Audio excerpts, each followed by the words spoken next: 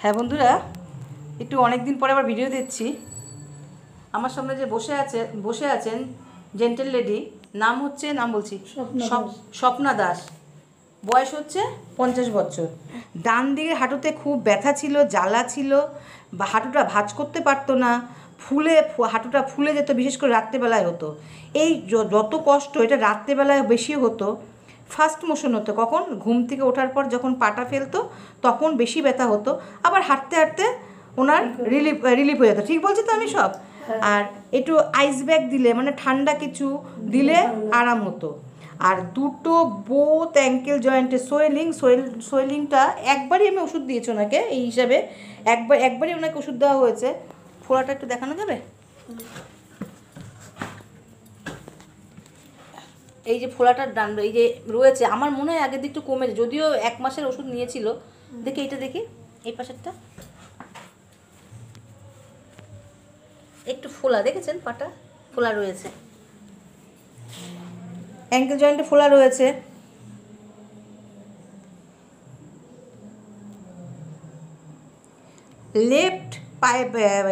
Left সাইডে ফিটে একটা কর্ন রয়েছে, আর ওনার থাইরয়েড আছে আর ইউরিক অ্যাসিডটা আছে।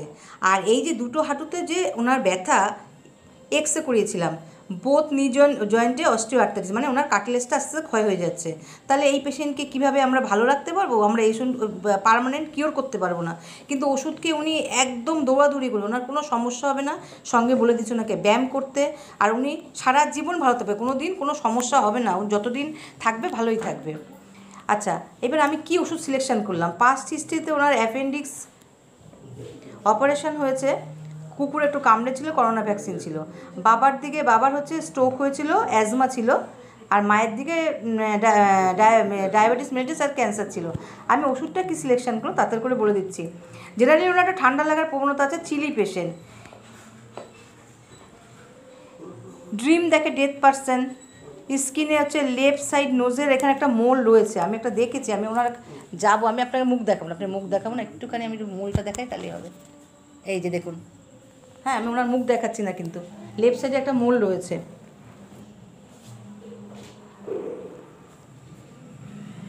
খেতে কী ভালোবাসে? মাছ, ঝাল, তিতো খেতে ভালোবাসে, গরম খাবার ভীষণ ভালোবাসে, মিষ্টি একদম অপছন্দ করে, স্নান করতে খুব ভালোবাসে, মাইন্ডের মধ্যে মাইল্ডনেস, খুব একটা রাগ নেই, ওনাকে দেখেই মনে হয় রাগ নেই, পালসিটালের পেশেন্ট, পুরো রাগ কম আছে। আচ্ছা, উনি ভয় পায় কাকে না? মানুষকে বেশি একটু ভয় পায়। আর ওনার মনে হয় যেন কেউ যেন পিছন দিয়ে একটু আসছে, এরকম মনে হচ্ছে না আপনার? মনে হয় কেউ যেন পিছন দিয়ে আসছে, একটু সাসপিসিয়াসনেস আছে। এই এতগুলো সিমটম শোনার পর আমি কি ওষুধ সিলেকশন করলাম?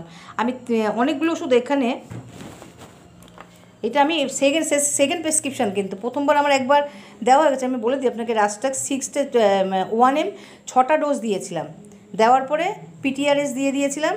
এখন আবার আজকে আসলো 26/4 10M দেবো, 6টা ডোজই দেবো। আমি 3টে ওষুধ সিলেকশন করে রেখেছি। এক তো চিলি পেশেন্ট, আর স্কিনে লেফট সাইডে নোজের পাশে একটা মোল রয়েছে, ডেথ পারসন দেখে, আর অনিয়ন অপছন্দ করে, আর ওনার পিছন দিয়ে কেউ মানে পাশে কেউ দাঁড়িয়ে আছে এরকম মনে হয়, আর সাসপিসিয়াসনেস। আমি কি করলাম? থুজা ঠিক করে রাখলাম। আর একটা অস্টিওআর্থ্রাইটিস, ব্যথার ক্ষেত্রে চিলি পেশেন্ট আছে, মিষ্টি অপছন্দ করে, সিমপ্যাথি আছে।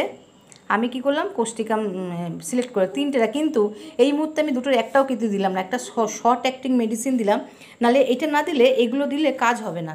তাই আমি প্রথমে দিয়েছিলাম রাস্টাক্স 1M 6টা ডোজ, আজকের আবার দিলাম রাস্টাক্স, অনেক যে 1/4 দিয়েছিলাম, প্রায় 1 মাসের কাছাকাছি, প্রায় না হলে 22 দিন, 4 তো, হ্যাঁ 22 দিন হলো। আজকের আবার 10M দিলাম 6টা ডোজ।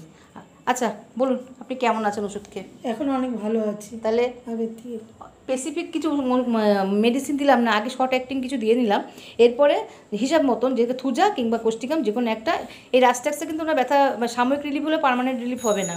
আমি দুটো ওষুধ সিলেক্ট করে রাখলাম, এবার দিই 10M, তারপরে 50M দেবো। দেওয়ার পরে দুটোর মধ্যে যেটা আসবে, হিসাব মতন আমার থুজাটাই আসছে, ভোটে বেশি জিতে যাচ্ছে এটা কোস্টিকাম আর থুজার মধ্যে।